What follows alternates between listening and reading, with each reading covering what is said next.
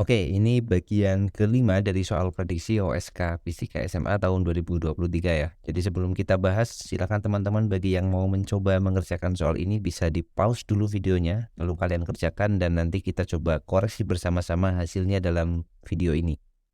Oke, kalau sudah mengerjakan, mari kita lihat soalnya. Sebuah partikel mempunyai vektor posisi dalam koordinat kartesius yang diberikan oleh persamaan R ya sebagai fungsi T itu sama dengan 10/3 T pangkat 3 I plus 5T kuadrat J dalam satuan meter.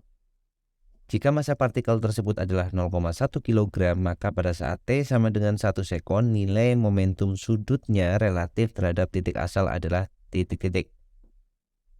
Oke, jadi di sini kita diberikan data tentang vektor posisi R ya. Jadi kita tahu nilai R-nya adalah 10/3 T pangkat 3 I plus 5T kuadrat J. Kemudian pertanyaannya adalah momentum sudut. Nah, jadi kita harus memulai dari definisi momentum sudut. Momentum sudut atau kita simbolkan dengan L itu punya definisi itu sama dengan R cross P ya. Di mana R ini adalah vektor posisi, kemudian P di sini adalah momentum linearnya. Jadi misalkan kalau kita gambarkan dalam koordinat kartesius 2 dimensi seperti ini X, kemudian ini Y, kemudian ini origin atau titik asal, kemudian kita punya posisi partikel di sini. Nah, ini yang kita sebut sebagai R ya. Jadi dari origin ke partikel ini adalah R. Ini vektor R-nya, kemudian seandainya partikel ini punya kecepatan, anggaplah kecepatannya ke arah sini misalnya, ini sebagai contoh aja, ini adalah V, arah vektornya ke arah sana, tentu saja karena partikel ini mempunyai massa dan punya kecepatan V, maka di sini juga akan ada momentum linear kan, yang nilainya adalah momentum linear itu sama dengan M dikali dengan kecepatannya, vektor kecepatannya kan. Nah, berarti kita bisa mengganti nilai P itu dengan menggunakan definisi ini, momentum linear P itu sama dengan M dikalikan V. Nah, momentum sudutnya itu R dikalikan secara vektor ya, cross ya, dikalikan dengan momentum linear. Berarti kita ganti L itu bisa kita tuliskan sama dengan R cross MV kan. R cross MV, kemudian L itu sama dengan, karena M ini besaran skalar, bisa kita keluarkan M dikali R cross V. Nah, kita tinggal mengerjakan bagian yang belakang, R cross V. Yang kita tahu dari soal adalah vektor posisi R. Tentu saja kalau kita tahu vektor posisi R, nilai dari vektor posisi V-nya juga bisa kita tentukan dengan mudah ya. Jadi kalau kita dapatkan R-nya itu sama dengan 10/3 T pangkat 3 I ke arah sumbu X plus 5T kuadrat J, maka vektor V-nya itu tinggal kita turunkan sekali terhadap waktu ya, dr dt kan. V itu kecepatan itu adalah turunan posisi terhadap waktu. Itu sama dengan dr dt-nya berarti 10T kuadrat I ditambah dengan 10TJ ya. 10/3 T pangkat 3 kalau kita turunkan jadi 10/3 kali 3 T-nya pangkat 2. Kemudian 5T kuadrat, T kuadratnya kita turunkan jadi 10 T-nya pangkat 1. Maka kita dapat vektor V-nya adalah 10T kuadrat I plus 5T kuadrat J. Kemudian kita bisa memasukkan waktu yang dimaksud. Di sini waktunya dia minta 1 sekon. Berarti kita langsung gantikan aja di sini. R saat 1 sekon berarti sama dengan saat 1 sekon. Kita ganti dengan T-nya 1, berarti 10/3 I, kemudian plus 5J.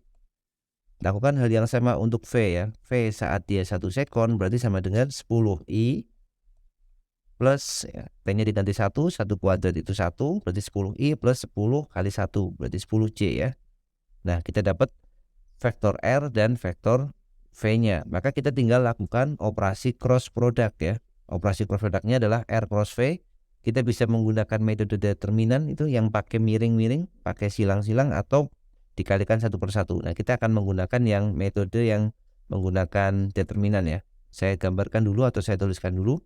Jadi kita bisa tuliskan seperti ini caranya ya. Kita tulis I, kemudian J vektor satuannya, kemudian K, kemudian kita tuliskan di sini R cross V ya. Seperti video-video sebelumnya, seringkali saya katakan bahwa kalau cross product itu bukan sifat komutatif. R cross V itu tidak sama dengan V cross R. Berarti kita menuliskannya adalah kalau R cross V, kita tulis dulu komponen R di atas ini. Berarti yang I itu 10/3, kemudian yang J itu 5, yang K kan nggak ada di sini. Maka kita tulis 0 ya.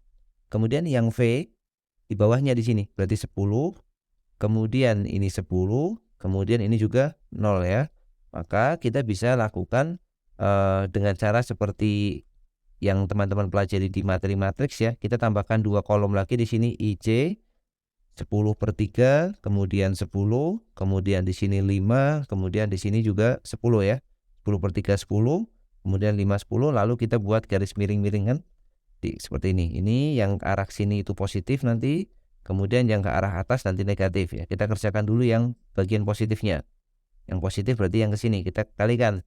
I kali 5 kali 0 itu 0, kemudian ditambah dengan C kali 0 kali 10 itu juga 0, kemudian ditambah dengan K kali 10/3 kali 10 berarti 100/3 K. 100/3 K. Nah, ini kita cara kita mengerjakan cross produknya seperti itu. Lalu bagian yang ke arah atas ya, ke arah atas kita buat garis bantunya seperti ini. Nah, yang ke arah atas itu nanti negatif dia. Jadi dia nanti ke sini negatif. Berarti 5 dikali 10 dikali 5 dikali K berarti 50K tapi negatif. Berarti negatif 50K. Kita tuliskan di sini ya, negatif 50K. Kemudian 10 dikali 0 dikali C negatif 0 ya. 0 berarti kita tuliskan di sini 0 dikali 10/3 dikali C berarti negatif 0 juga. Berarti yang memberikan hasil cuma bagian yang K ya. Jadi hasilnya adalah R cross V sama dengan R cross V-nya itu sama dengan 100/3 K dikurangi dengan 50K kan. Oke, berarti sama dengan 100 dikurangi ini berarti 150 minus 50/3 K. Maka setelah mengetahui cross product dari R dan V, kita bisa menentukan vektor dari momentum sudutnya, yaitu M dikalikan R cross V ya. Tadi diketahui di soal nilai M-nya itu sama dengan 0,1 kg. Jadi ini kita tuliskan 0,1 atau 1/10 ya. 1/10 dikalikan R cross V-nya adalah minus 50/3 K. Atau kita sederhanakan, berarti L-nya itu sama dengan minus 5/3 atau 5/3 gini ya. Kita tuliskan 5/3 arahnya ke negatif K. Nah, jadi vektor momentum sudutnya itu mengarah ke sumbu Z atau sumbu Z negatif di sini ya, negatif K. Besarnya berapa? Besarnya 5/3. Maka kalau ditanyakan di sini adalah besar atau nilai momentum sudut relatif terhadap titik asal ya, kita jawab 5/3 ya. Kalau misalkan mau dalam desimal berarti 5/3 itu sama dengan 2,6666 kan, atau kita tulis 2,7 ya. 2,7 seperti ini. Oke, itu pembahasan soal kita yang kelima ya. Jadi beberapa soal-soal yang terdahulu juga sering keluar yang berkaitan dengan definisi-definisi dasar serta operasi-operasi vektor. Oke, semoga soal ini membantu. Kita jumpa lagi di soal selanjutnya.